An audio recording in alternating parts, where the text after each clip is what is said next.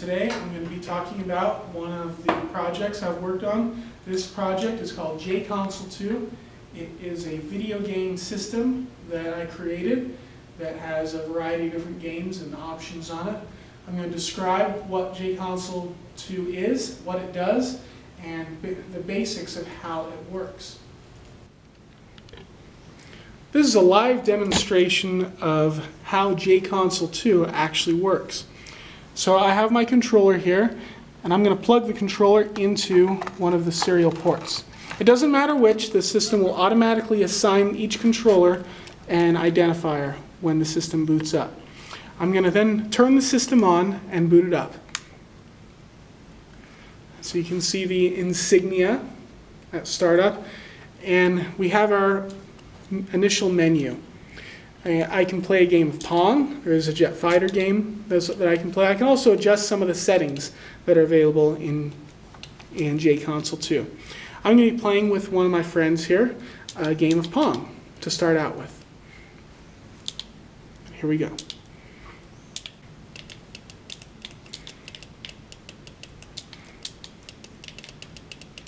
So this is your traditional computer Pong game.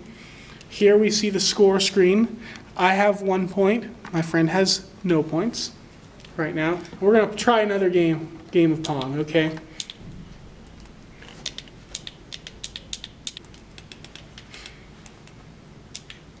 Okay, so another game lost.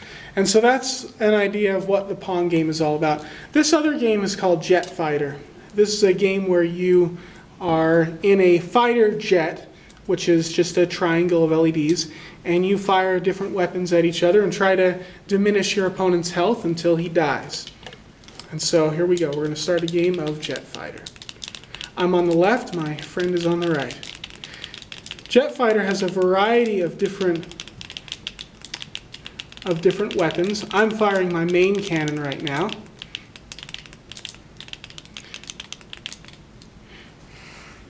And once again, I beat my friend at Jet Fighter. One of the other options available on JConsole is the ability to turn on the artificial intelligence. The artificial intelligence, once enabled, will disable all of the other users' controller, and it will play you a game. The artificial intelligence just uses a combination of random variables in conjunction with the position of your paddle in order to determine where it's going to be.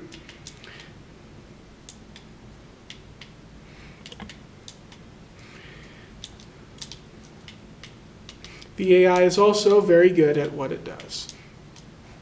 Now I'm going to use a function called whacking the ball, where I can actually, when the ball hits my paddle, I'm going to hit a button and that ball is going to go much faster through this part of the game.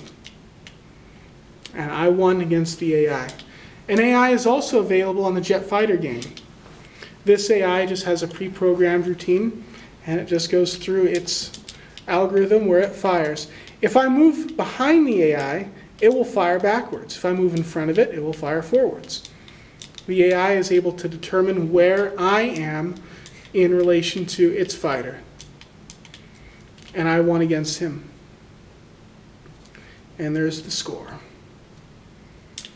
A variety of settings are available on JConsole2.